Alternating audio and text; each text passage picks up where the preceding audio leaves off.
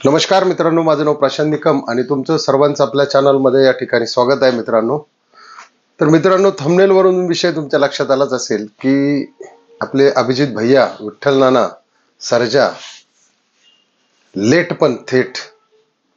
तर मित्रांनो, विषय काय आहे की आता मध्ये मी नानांची मुलाखत घेतली होती, ज्यावेळेस नानांच्या गोठ्यावर गेलो होतो, जिथे आपला जुना सर्जाचा गोठा आहे भूतमध्ये.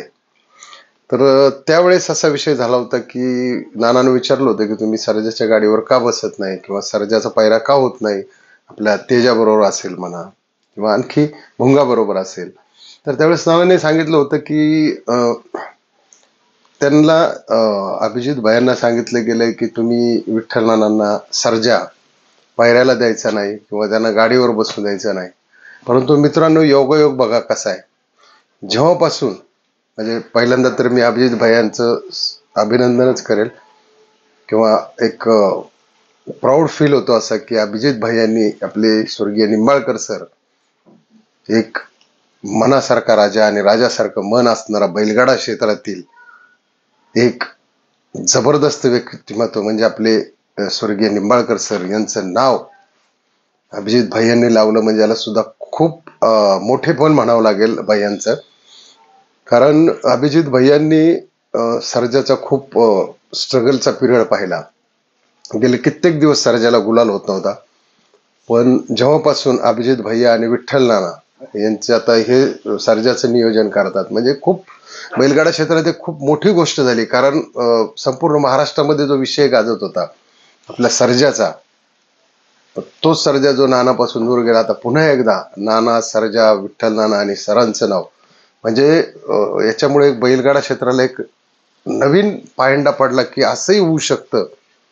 आणि खरोखर आता परवाच्या मैदानात विठ्ठल नानांनीच पायरा केला होता, आणखी एक दोन मैदानात विठ्ठल नानांनी पायरा केला होता आणि सर्जा गुलालात राहिला. त्याच्या अगोदर सातेवाडीलाही पहिला क्रमांक केला. त्यामुळे सर्जाचा सुद्धा कमबॅक स्ट्रॉंग झाला. कारण सर्जाच्या सुद्धा लक्षात आलं की आता बरेच दिवस त्यांनी विठ्ठल नानांना पाहिलेले की विठ्ठल नाना जवळ असतात, म्हणजे ह्या बाइंडिंग आहेत, सरांचं नाव असतं, हे सगळ्या गोष्टी खूप सेन्सिटिव्ह असतात आणि ह्या मुक्या प्राण्यांना सुद्धा समजतात. त्याच्यामुळे आता सर्जाची तब्येत सुद्धा चांगली व्हायला लागली. आणि विशेष म्हणजे जे नानांचं जे खाद्य चालू होतं सर्जाला, समृद्धी कॅटल फीड्सचं रणराजा, आता ते सुद्धा त्याला चालू केलेले आणि अभिजित भैया यांचा सुद्धा वेगळा असा खुराक आहे. आणि जी खुशी अभिजित भैया झालं, विठ्ठल नाना झालं, अड्ड्यावर आल्यानंतर यांच्या चेहऱ्यावर जे हास्य दिसतं ते बघून एक बैलगाडा क्षेत्रामध्ये त्यांचे जे चाहते आहेत, जे सर्जाचा फॅन फॉलोइंग आहे, विठ्ठल नानाचा असेल, अभिजित भैयांचा असेल किंवा निंबाळकर सरांचा असेल, या लोकांना सर्वांना एक असं म्हणजे अभिमानास्पद वाटतं की चला, सर्जा आपला पंचम हिंद केसरी, वेगाचा शेवट, आणि खरोखर सर्जा वेगाचा शेवटच आहे आणि आता तो खरोखर कमबॅक केलेला आहे. जाईल त्या मैदानात तो गुलालात राहतो म्हणजे खूप मोठी गोष्ट आहे. कारण आज अभिजित भाईंनी 61 लाख रुपये मोजलेले आहेत. मध्यंतरी त्यांच्या चेहऱ्यावरती ते दिसत होतं की सर्जा पळत नाही म्हणून थोडंसं टेन्शन मध्ये असल्यासारखं, पण आता मात्र ते फ्री माइंडेड असतात. त्यांची टीम आहे विठ्ठल नाना नियोजन करायला. आणि सर्वात महत्वाचं की फॅन सगळे जे फॅन होते, मग सर्जाचे असतील, नानाचे असतील, भैयांचे असतील किंवा सरांचे असतील, आता ह्यांची सर्वांची एकजूट होऊन जो आशीर्वाद लागलेला आहे सर्जाच्या पाठीमागं की सर्जा नेहमीच गुलालात राहावा, तर त्या पद्धतीने सर्जा हा प्रत्येक मैदानात पळतोय आणि खरोखर सर्जाचं अभिनंदन मानावं लागेल. आता कदमवाडीचं सुद्धा 1 ऑगस्टला मैदान आहे, त्याच्यात सुद्धा सर्जा आपला सुपरफास्ट पळावा आणि नानांनीच ते नियोजन केलं असेल असा माझा अंदाज आहे. आणि त्या ठिकाणी सुद्धा सर्जा प्रथम क्रमांक आहे, तेव्हा अशी मी परमेश्वर चरणी खरोखरीने प्रार्थना करतो. कारण मला सुद्धा भरपूर आनंद झाला. मी सुद्धा बरेच दिवस झालं बैलगाडा चे व्हिडिओ टाकलेच नाही, जवळजवळ 2-4 महिने झाले असतील.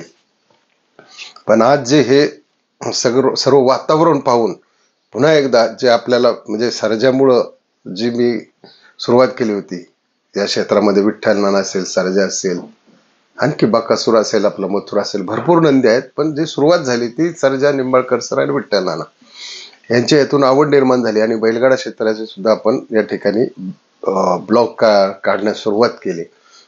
त्याच्यामुळे जो आनंद झाला तो व्यक्त करण्यासाठी मित्रांनो, आज पुन्हा एकदा आपण बैलगाडा क्षेत्राचे व्हिडिओ या ठिकाणी सुरू करणार आहे आणि चांगल्या पद्धतीचे व्हिडिओ असतील. आणि माझे बाकीचे सुद्धा विषय आहेत तर तुम्ही म्हणजे खूप खूप जवळजवळ 1 मिलियनच्या आसपास जायला लागलेत काय काय व्हिडिओ चांगल्या पद्धतीचे, ज्याने आपण कायद्याची जे ज्या कायद्यामध्ये ज्या काही गोष्टी बसतात किंवा काहींचे डोळे उघडणे असेल, म्हणजे असे भरपूर व्हिडिओ आपण या ठिकाणी अपलोड केलेले आहेत. तर सर्वांनी चॅनलला सबस्क्राईब केलं नसेल तर सबस्क्राईब करा, चॅनलला असाच सपोर्ट करा आणि शेअर करा आणि लाईक करायला विसरू नका मित्रांनो. जय हिंद, जय महाराष्ट्र, जय बैलगाडा शर्यत.